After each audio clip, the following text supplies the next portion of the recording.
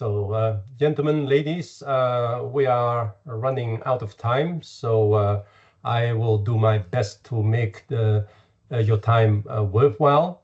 I'm Franco, 38 years in the logistics, especially container logistics, and especially terminals and operators, and long-time users of many solutions we talk about today.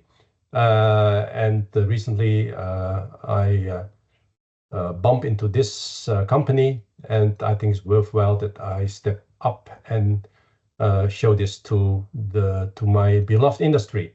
6 years, recently started in Europe from day one, developing solutions for logistics based on AI, computer vision. Many presentations about AI, a lot of buzzwords. The focus at AI is using computer vision, so images, and from there extract all the data you need to support your processes. Best resembles the X-ray readings you read in the news.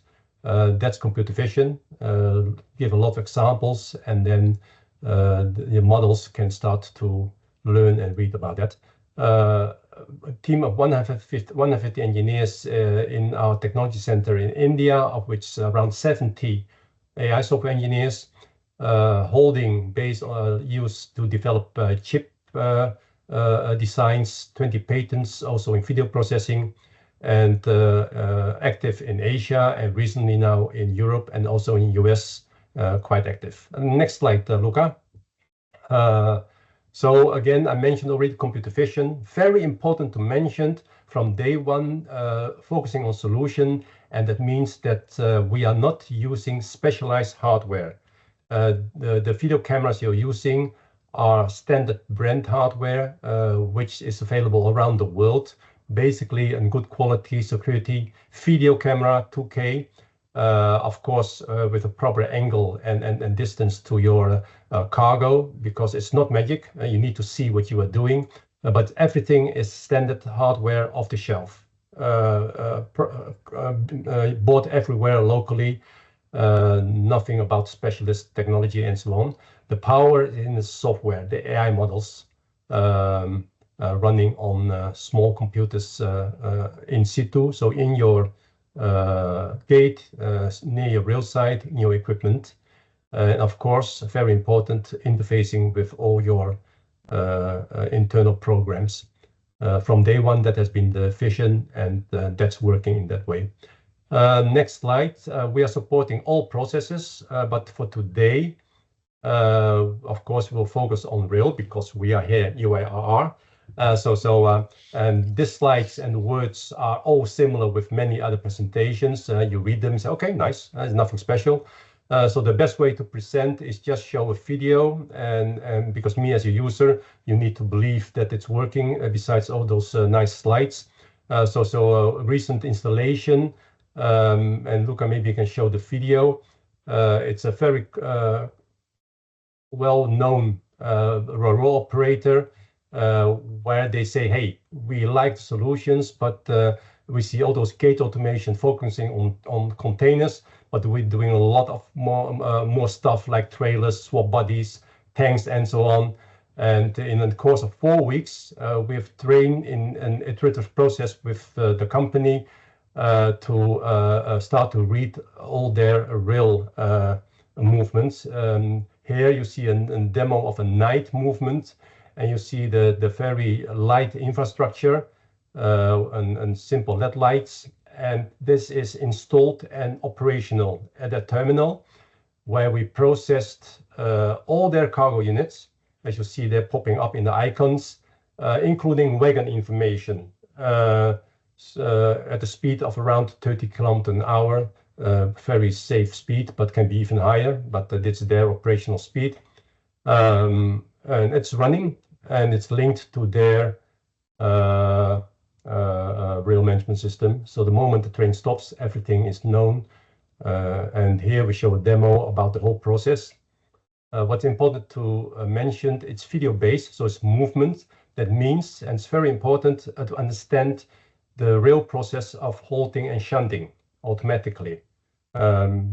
Most rail terminals are too short for a long train. So decoupling, going out again, that's supported by our AI model.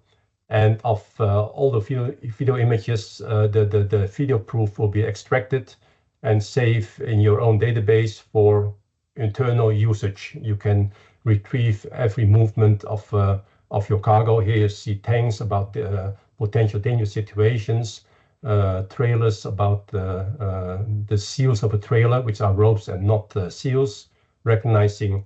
So all those text you see in slides, this demo will show that is reality. And that include also damages. And I think, let's see what video will do now. So projects, let's go quickly, respecting your time, but so you can see a little bit the rail comes in, all the information are gathered, and only the JPEG proof and the information needed are stored within your environment. The video feeds are only used for the AI model. Here you see a representation. This is a stitch image, but the damage recognition is done real time on the video feed. And in this 4 weeks, and then after that, of course, the real installation and development, the customization of the model to support this company's understanding of damages. You see the last column, the red and the green, and then of every unit, there is this representation about the detected damages at a very fine level because it's video based, therefore it's 3D. As you know, containers and tanks and so on are 3D objects, and means that the damages can be hidden if you use a flat image, but we're using a video movement, and you can then therefore detect the damage to a very, very low level. So this is what I want to show, what AI, computer vision, is in reality. And this is something which I have not encountered in my career, and that's why I say, hey, this is something I think industry needs to know, because the hardware itself and the project itself is a paradigm shift based on my experience, that the customization time, or not say development time, is a very iterative process and very fast process. The POC we did for this company was in 4 weeks' time.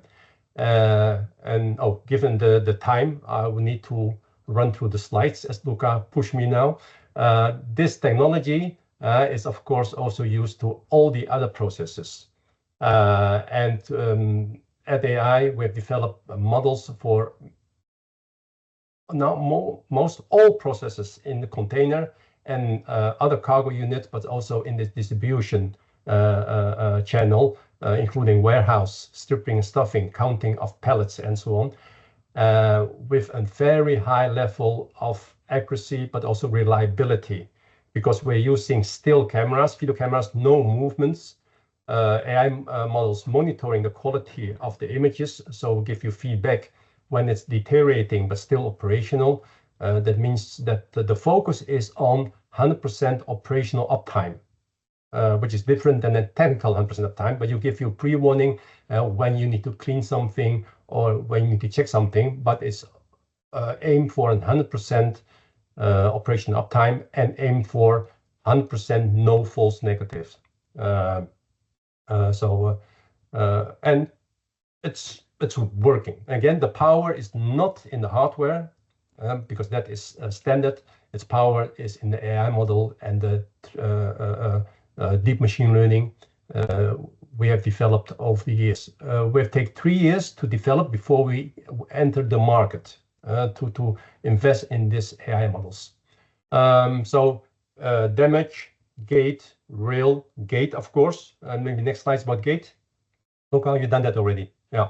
So again, this slide looks very similar to people who has attended the presentations. Again, the only thing we have to show to you, it's open air because it's video based. That means that it is in snow and rain, because you're taking 20 frames a second. All those flocks and raindrops will be filtered out when you superimpose the several frames together.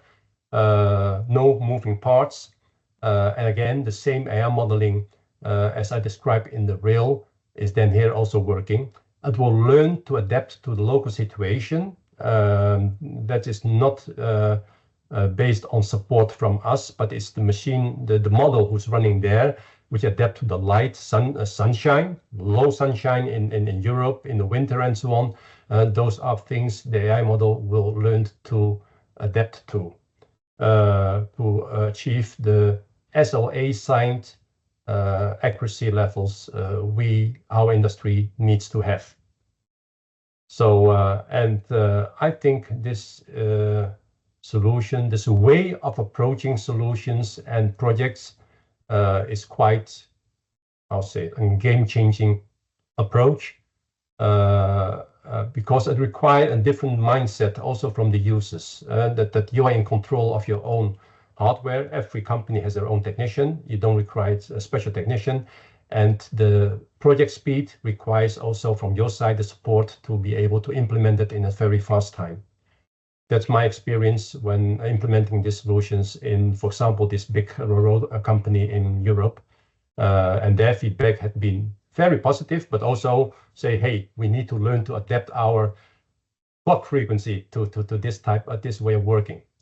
It's that is what I want to tell you, just to try to get back some time for UIRR. Interested, contact me and we can talk about some real stuff. Thank you.